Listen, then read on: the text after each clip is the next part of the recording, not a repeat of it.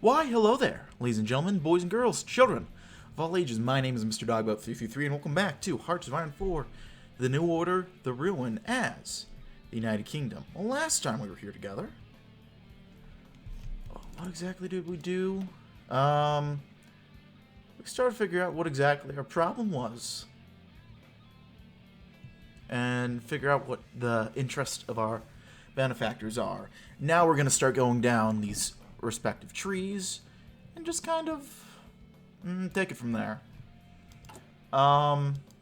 It's been a wee bit since I recorded this, and I've been a little bit behind on the uploads, which I am sorry for.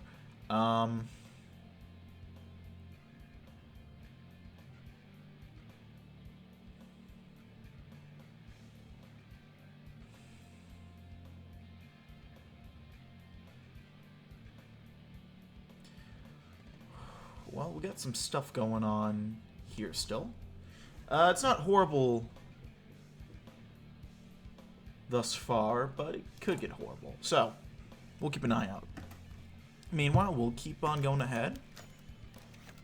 Oh. Where in God's bloody name was Andrew Fontaine?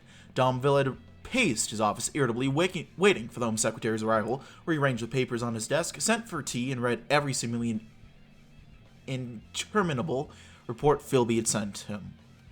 Yet Fontaine was still nowhere to be seen. The office was still empty aside from him, and there was no knock from his secretary forthcoming. This was, he grumbled internally, the sort of thing that in less politically precarious times saw cabinet members sacked. Another 10 minutes passed, then another, then yet another, with Fontaine remaining as mysteriously absent as ever. For a moment the PM worried that perhaps something had happened. Could it be the resistance had struck? No, calm yourself, man. The resistance was all but broken, and he knew the Home Secretary would be in Whitehall all day today. A mere 10 minutes walk from Downing Street, and surrounded by security. So where the hell was he? Frustrated, he stood up from his desk and threw open the door of his office, startling the secretary. Go to Westminster, tell them I sent you, and find out where Andrew Fontaine is. His secretary nodded and hastened to obey, throwing on his coat. Another 20 minutes later, when his secretary returned alone, an apologetic expression on his face, he shifted foot to foot uncomfortably in response to Domville's demanding expression. I'm very sorry, Prime Minister, but, they've been screaming, sir. The Home Secretary and the Chancellor have been yelling at one another for the better part of 2 hours. I was able to calm them down, and Mr. Butler and Mr. Fontaine sent their apologies. The Home Secretary also indicated he'd be available now. I have a meeting with Vess and Maya in 10 minutes. He shook his head. Go back there and tell him I want him to reschedule. Oh, our chaos threshold has been reached. Since we're freaking out, let's take a moment to relax and take a look at some of the lore of the New Order, at least in England. We'll start with these two areas in... This is Essex, Norfolk area. Let's start with Norfolk.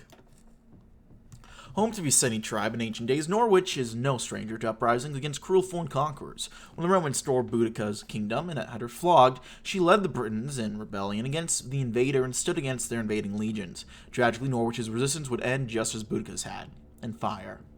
Bombed more extensively than almost any city in Britain, Norwich's medieval architecture was torn into shreds by the wrath of the Luftwaffe.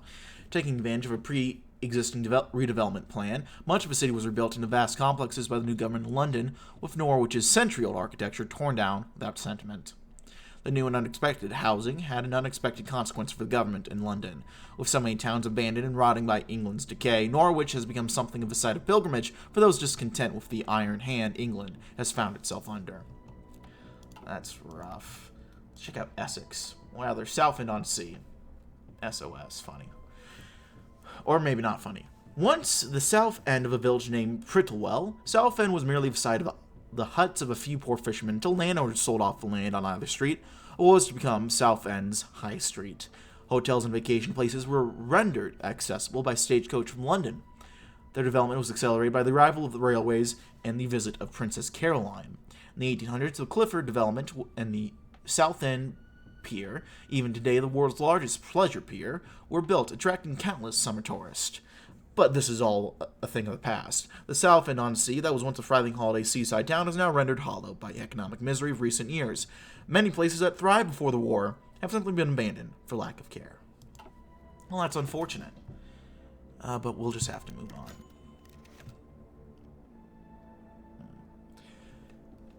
Adolf Hitler had been a larger-than-life figure. His influence had shaped the world for decades and could be felt virtually everywhere. Undoubtedly one of history's great men. On the few occasions Domville had previously spoken to the Fuhrer, his keen intellect and sharp wit had shone through with every word he said. Truthfully, it was almost captivating to see him speak. If Domville had not been told that the shriveled old man in front of him was Hitler himself, he would not have believed it. "Ah! Hello, George," he said upon entering the meeting room and walking over to shake Domville's hand. "How pleasant to see you again. It has been rather too long." Domville had only half-heartedly corrected him before the conversation moved swiftly onward. Matters did not improve as the meeting went on. At several points, he seemed to space out entirely, having to be dragged back to reality by Domville. It all got too much eventually, and his personal guard barged in and hurried the Fuhrer away. As they left, Hitler turned around and looked at Domville, saying only one thing. "I am most pleased with your work so far, Herr Chesterton." Well, that's awkward. Croatian Autumn, interesting. "Prime Minister, what can I do for you today?" said Lord Portsmouth, shaking his old friend's hand with a grin before reclining into one of the meeting room's immaculate leather sofas. He rested his cane across his legs and leaned forward attentively as Domville began to speak. "What can he do, Lord Portsmouth, is something I think you'll enjoy very much. I know we sidestepped the issue last time we met about the Freedom Security Act, but we simply cannot afford to ignore it any longer. The House of Lords needs a good cleaning, and you'll be the one holding the duster." At this, Wallop couldn't help but smirk. Finally, those pencil pushers in the Commons had at least realized the mortal peril the House of Lords, and by extension all of Britain, was in. The corrupt sycophants who let Abs and his ilk pillage our lands for mere bribes, the apathetic disgraces who shamed their ancestors by not even bothering to turn up, the flagging spirit of those who were menaced, supposed to be defending Britain from the Bolshevik menace. It was disgraceful, truly, but not unsalvageable. "Thank you, Prime Minister. Rest assured, I'll get the upper house back into shape soon enough," replied Wallop, drawing a relieved nod from Domville. But the strained look on his face did not leave, even as he tipped back a glass of freshly poured whiskey. Good. See if you can clip the wings of that upstart Fontaine and that weasel Butler while you're at it. The BPP is our party, Gerald. Ours. We made it, and we'll bloody well keep leading it, no matter what the others think. To that, Wallop could only smile and raise a glass of his own in agreement. The old guard rallies once more.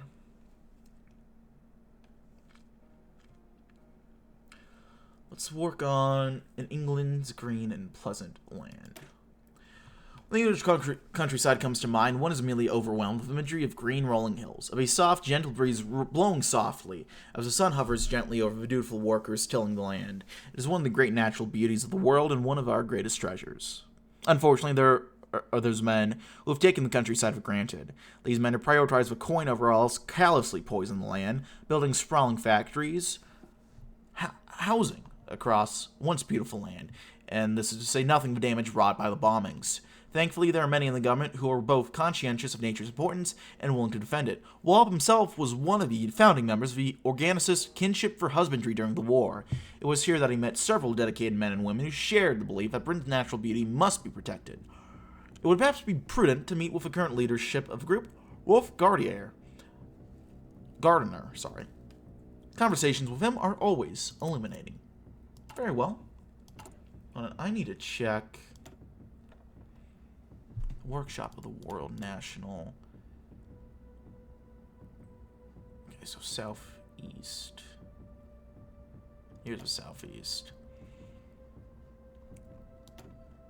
Gotta see if we can do anything to help state ownership.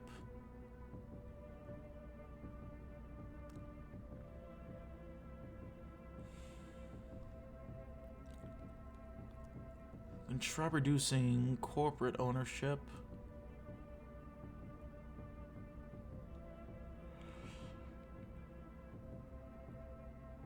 Let's do a commons financial.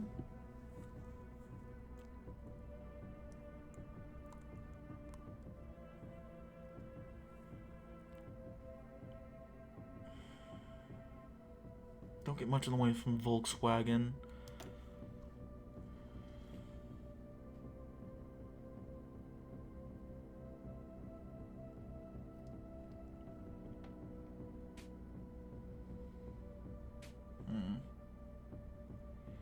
Never really messed around with this much, so I want to figure out what to do.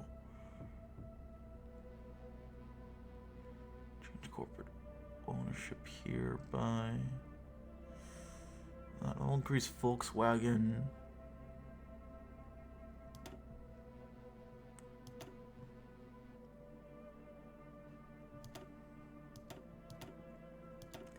Okay, so we can do individual shit here. Okay, interesting.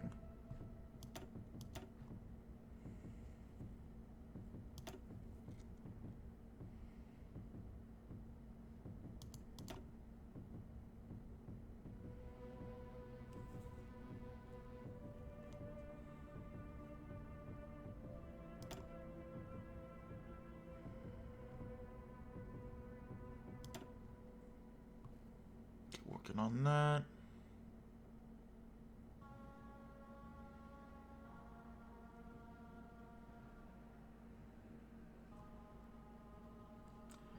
All right.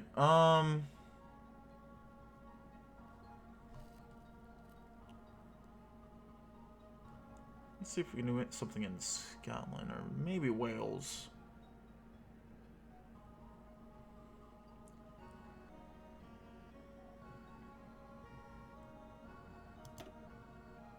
I want to see if there's anything we can do to get more state control here.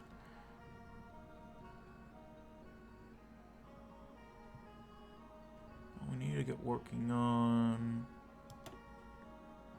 corporate control. Do a debt moratorium as well. More state control would be nice, but I'm not going to mess around with this too much because I don't really know what to do.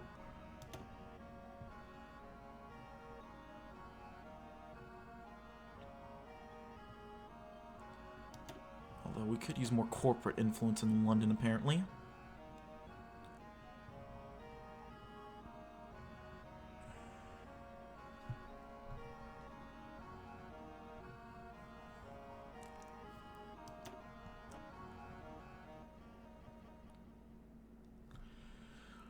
And that'll get these going.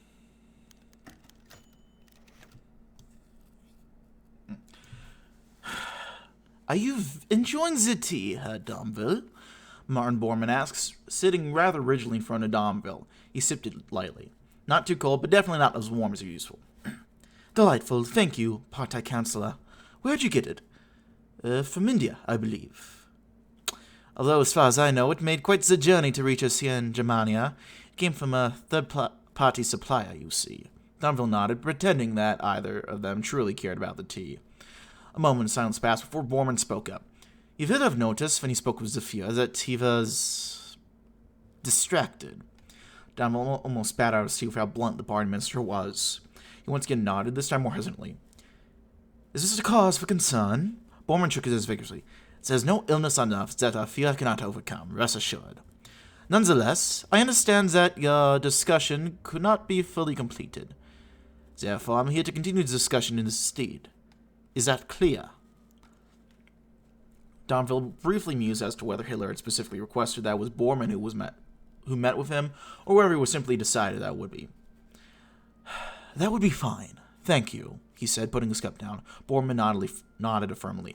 Sehr gut. Now, to start, we need to know, in what area is Britain most likely to require German aid in the future? Let's do... A way to sustain economic growth would be of use, certainly.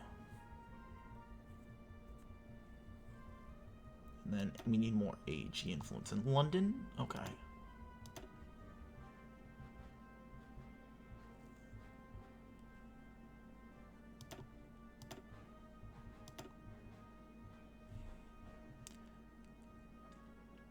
Oh wait, that fuck that. It was the Southwest. I'm silly.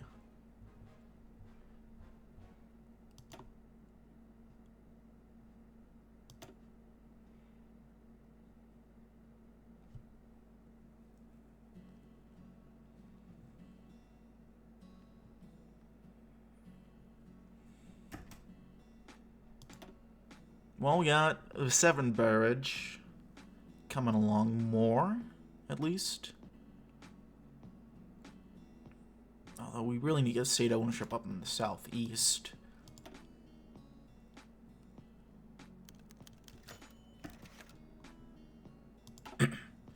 Bang! Bang, bang! Those were weak gunshots, but we'll ignore that. Emma sighed in frustration, reloading the rifle. This would be her third try. The green bottles sat upon the tree stump completely undamaged, as if they were mocking her. She tried again, finally getting one. Yes! She yelled, raising her fist to the air. Well done, love, Elizabeth said, hugging her from behind. But your technique could use some work. Come on, Lizzie. We're both beginners. It's not like you could do much better. Elizabeth only smiled sweetly and gestured for him to pass the rifle. She complied, replacing the shattered bottles and gesturing at the stump. Fire away! Elizabeth then aimed the rifle at the bottles, pulling the trigger. Bang, bang, bang, bang, bang. Emma's jaw dropped as Elizabeth turned around to face her. She had shot all the bottles on her first try. How's that for a beginner, how? She took Elizabeth to be a many things, but an avid rifle user was not one of them. The other woman simply giggled. Father used to work with some rich men, and they went on hunting trips together. Sometimes he would take me and show me how to use it. Can't say he would have expected me to be using the skills like this, though. Emma was simply stunned. Can you teach me? Of course, sweetie. Now, your posture is all wrong.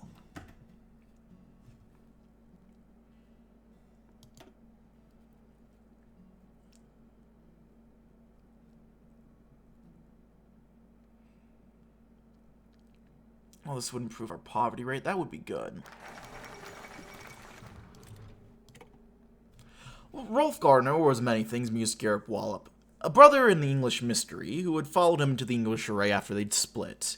A philanthropist, an agriculturalist, a folk dancer, and a writer. But to real Portsmouth, he had and always would be one of his truest friends.